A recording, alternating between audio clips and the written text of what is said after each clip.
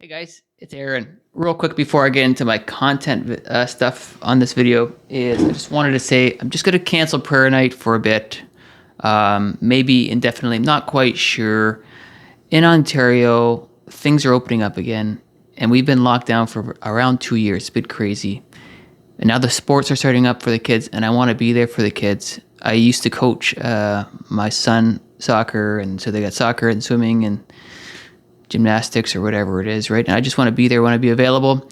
And these prayer nights, although they're only once a week, it does add up when you're dealing with young kids. And there's one night where I teach kind of late piano lessons, and so it adds up. So I kind of want to be available because the summer in Canada is so short, and so I want to do that. So we're going to go ahead and cancel prayer nights until further notice, until I kind of get to restructure my life in my area with my kids and my schedule and the wife and all that kind of stuff. And prayer nights have been so awesome. They've been such a blessing and such a privilege to be a part of it. And yeah, so just cancel for now until further notice. And if you do want to pray with us, we have prayer in our Discord app Mondays, Tuesdays, and Wednesdays. The Discord link is always below any of these videos in the description box, okay? So now off to the content. Here we go. Get on the Jesus train. He's coming, folks. Jump on the Jesus train, actually. Jump on the Jesus train. Well, look. Here's just a quick little thing here, okay? My open-minded thoughts, just going to be open-minded and honest about everything. Not going to beat around the bush, not going to pretend, not going to fake anything, not going to fake it till we make it. Just being honest, okay? The way I see it. I'm a human being. I'm not perfect. I'm fallen. Man, I certainly was excited about getting out here last week. That didn't happen, so, but whatever. Okay, look. Prophecy has a shelf life. We know that. It's eventually going to end. It's going to be there. So here are just some basic points to point us to the season and what I'm thinking openly. Okay. So I mentioned this before. I did a study. In fact, I was trying to avoid rapture dates, to be honest. Direct rapture dates. I was more excited about studying, well, what's the midpoint? You know, what's the season? You know? And then all of a sudden this Passover one just slammed me in the face, and I thought I got it, but whatever. Okay. So I was pretty excited about Hanukkah, not Hanukkah, the day that Antiochus, the fourth Epiphany, set up the abomination of desolation, and that translates to around December 6, 2025. So I was kind of hinging a lot of my theory now on that being the midpoint. A lot of people think that the tribulation will start around the Feast of Trumpets, the Fall Feast, that kind of thing, and I get that too. That's a great scenario as well. Maybe that actually is the scenario. Not sure. But I was hinging my season on the fact that the midpoint would be December 6, 2025. And that translates to the 15th day of the 9th month, 10 days before Hanukkah, when Antiochus the fourth Epiphany set up the abomination of desolation. It's written in the book of Maccabees. You can find that in those documents there. And the beautiful thing is 1260 days gets you to perfectly the last possible day of the fig tree. So May 14th, 1948 is our fig tree concept. So we're kind of building off that too, right? So that means, in my mind, we got to be out of here before June 25th, 2022. And so, having said all that, if we're still here past June 25th, I'm going to have a hard time looking at dates. I'm being honest. Being very honest. I'm going to have a hard time puzzling this together. And it's not like I'm going to stop watching, but it's almost like a major component is gone. And it's not like I just want to mindlessly chase dates when nothing mathematically makes sense. I know God will reveal things to us, but it's almost like I've got 2 or 3 months left in me to actually be looking at dates with honesty and with clarity, you know? I certainly think this is the season, and I'm going to show you some stuff too on the computer. But if all this passes, like I said, I don't want to just mindlessly chase rapture dates for 5 years and just pretending that it's all going to work out and just crunching numbers to make everything fit into a rapture date that doesn't really actually make any sense. You understand what I'm saying? Also, as you know, it's pretty hard on our lives to be constantly in this state of rapture ready, and you know, you got to have a balance in life too. So, you know, if this passes, the summer's here, and in Canada, we have such a short season. So maybe in Canada, if this passes and we're still here July and August, maybe I'll take 2 months off and just breathe a little bit and that kind of thing, because it's not going to make sense in my mind at that time, and I don't want to just keep on pushing the post 2 weeks down the road because we want to get out of here, right? Again, I'm just trying to be honest, but I do want to share with you some stuff that points to the season. So there's where my thoughts are. There's where my head's at. Okay. All right. So I did make this chart over here. Now we've got some feasts now. We're as I'm recording this, I don't know what time I'm going to post this video, but as I'm recording this, we still are in potential Passover April season. So we got to deal with that. Some people are saying, oh, true Passover is on the blood moon. That's very possible. Yes, the blood moon might be true Passover. I don't know, guys. I don't know. It could be second Passover. Yeah, it could be. And if it is true Passover, then that means second Passover would then be in June. Okay, then we're dealing with Pentecost. My point is, we got a lot of stuff in this rapture window. Whether this is true Passover or not, whether the blood moon's true Passover or second Passover or not, whether Pentecost is in June or it's not.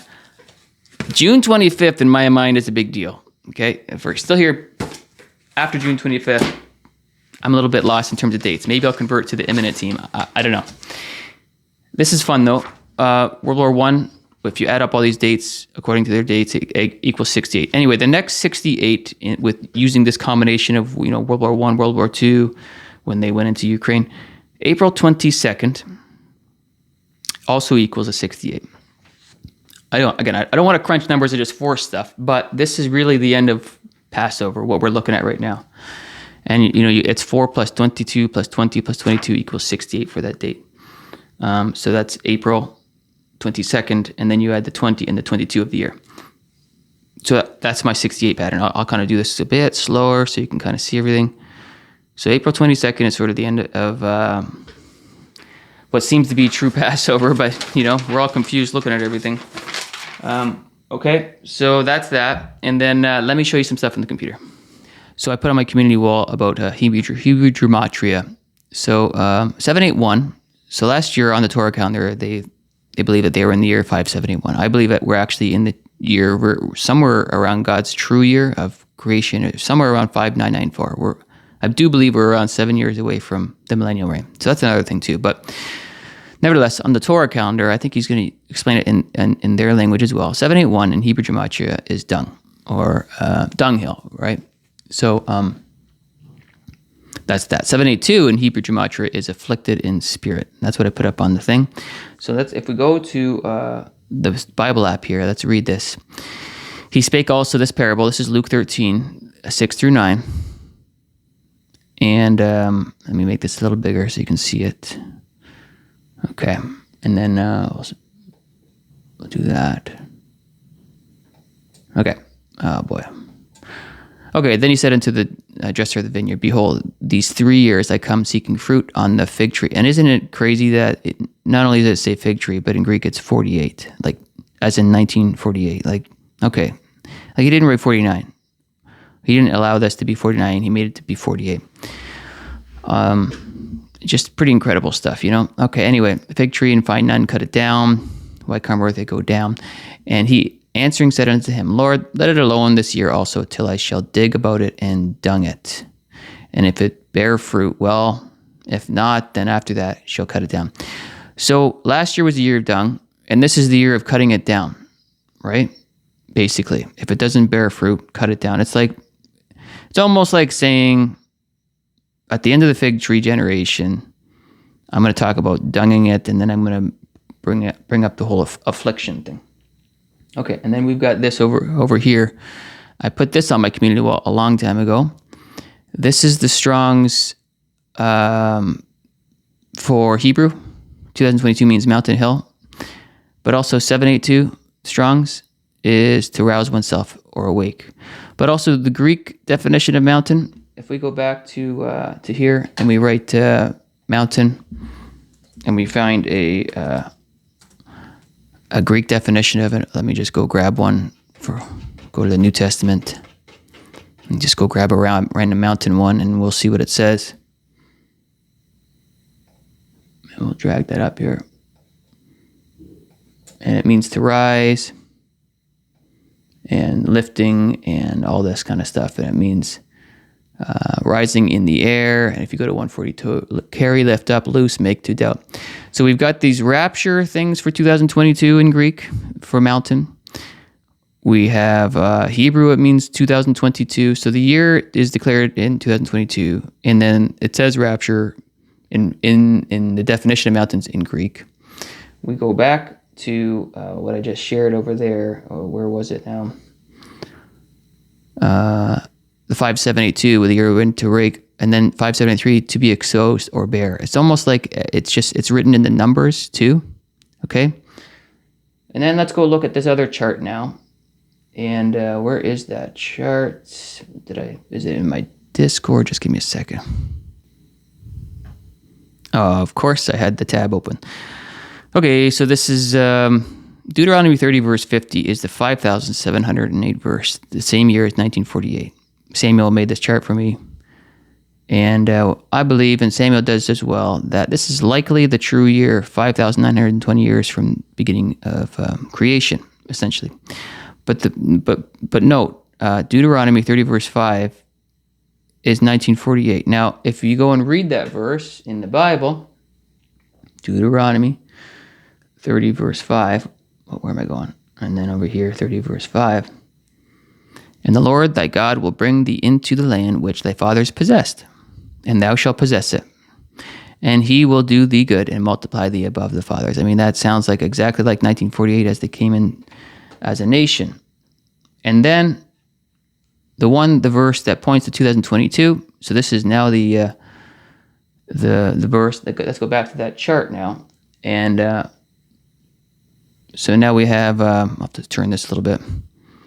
Deuteronomy 32 verse 29 resembles this year that we're in on the Torah 5782, and that represents 2022, and that's just 5994, which basically we're 7 years away from millennial reign. Like, it all fits. And of course, what does that say? It says something about the latter end. Like, it's just so perfect, right? So, oh, that they were wise, that they understood this, that they would consider their latter end. You know? Next verse, how should one chase 1,000 and two put 10,000 to flight, except their rock had sold them and the Lord had shut them up.